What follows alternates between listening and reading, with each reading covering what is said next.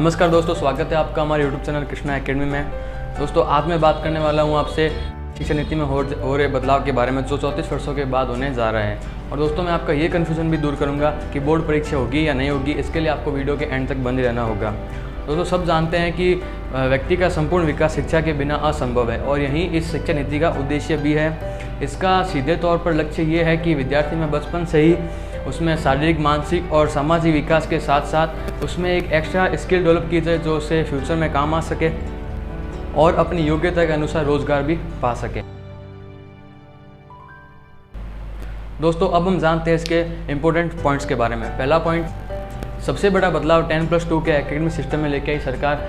अब 10+2 के सिस्टम को बदलकर 5+3+3+4 में बदला जा रहा है, जो कि सिमिलर है वेस्टर्न कंट्री के ही अनुसार। और दोस्तों इसमें 10+2 को ख़त्म करके पहली जो पाँच वाला सिस्टम है उसमें 3 फॉर्मल क्लास और 2 पहली और दूसरी क्लास होगी, और जो 3 का सिस्टम है उसमें तीसरी, चौथी और पाँचवीं, और जो आगे वाले 3 हैं उसमें छठी, सातवीं और 8वीं क्लास, और जो 4 है उसमें 9वीं, 10वीं, 11वीं और 12वीं क्लास होगी।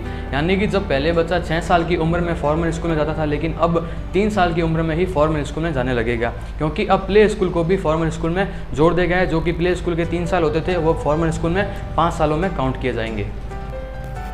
और यहाँ भी व्यवस्था की गई है कि अगर विद्यार्थी चाहे तो 5वीं क्लास तक वह अपनी मातृभाषा या होम लैंग्वेज में भी पढ़ सकेगा। और 6 क्लास में प्रोफेशनल और स्किल की शिक्षा दी जाएगी। इसी के साथ साथ उसे कोडिंग और कंप्यूटर नॉलेज भी सिखाया जाएगा ताकि उसे भविष्य में उसके काम आ सके। और इसी के साथ साथ बैगलेस डे भी शुरुआत किए जाएंगे, जिसमें विद्यार्थी बिना बैग के आकर प्रोफेशनल और प्रैक्टिकल चीज़ों को सीखेगा और उनका ज्ञान प्राप्त करेगा। और बोर्ड परीक्षाओं के बाद यानी कि जो 4 साल का शेड्यूल तय किया है उसमें अब विद्यार्थी चाहे तो अपने पसंद के, अपनी योग्यता के अनुसार सब्जेक्ट ले सकेगा। यानी कि अब कॉमर्स वाला भी चाहे तो आर्ट्स वाला चाहे तो साइंस का, और साइंस वाला चाहे तो कॉमर्स के सब्जेक्ट भी ले सकेगा और अपनी रुचि के अनुसार सब्जेक्ट चूज कर सकेगा, यानी कि उसको मल्टीपल चॉइस दी जाएगी। अब बात करते हैं उच्च शिक्षा की। अब यूजी को 4 साल का कर दिया गया है। अगर कोई छात्र चाहे वो सरकारी नौकरी में जाना चाहता है या फिर प्राइवेट जॉब करना चाहता है आगे, तो वो 3 साल का यूजी कर सकता है। लेकिन अगर कोई हायर एजुकेशन में जाना चाहता है या फिर रिसर्च के क्षेत्र में आगे बढ़ना चाहता है तो उसके लिए यूजी 4 साल की रहेगी, और वहीं उसके लिए पीजी 1 साल की हो जाएगी।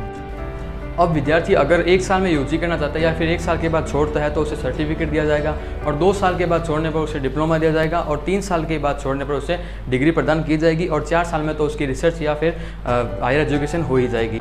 यानी कि अब पहले की तरह विद्यार्थी का साल खराब होने से बच जाएगा। नई शिक्षा नीति में एमफिल को खत्म कर दिया गया है, वहीं अब पीएचडी के 4 साल के साथ रिसर्च अनिवार्य कर दी गई है। सरकार ने बोर्ड की परीक्षा में बदलाव यह किया है कि अब बोर्ड परीक्षाएं तो होगी, लेकिन अब साल में 2 बार बोर्ड परीक्षाएं करवाई जाएंगी, और इसका मेन उद्देश्य ये होगा कि बच्चों पर पढ़ने का जो बोर्ड का डर है वो खत्म हो सके, और रटने की प्रवृत्ति को खत्म करके विद्यार्थी केवल ज्ञान और कॉन्सेप्ट को ही सीखे। और अनेक बोर्ड आने वाले समय में बोर्ड परीक्षा के लिए उसके प्रैक्टिकल मॉडल को भी तैयार करेंगे।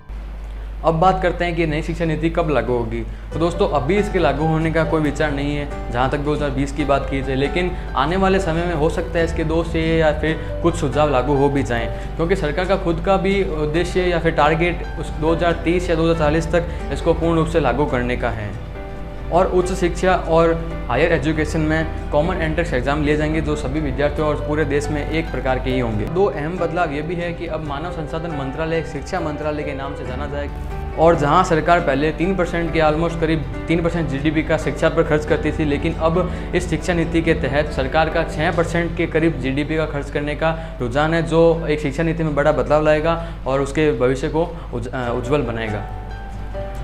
तो ये थी इस शिक्षा नीति की इम्पोर्टेंस बातें, इम्पोर्टेंस पॉइंट। और अगर आपको इसके अलावा भी विस्तार से इसको समझना हो तो मैंने डिस्क्रिप्शन में लिंक दे रखा है, आप उससे उसकी PDF डाउनलोड करके उसको पढ़ सकते हो।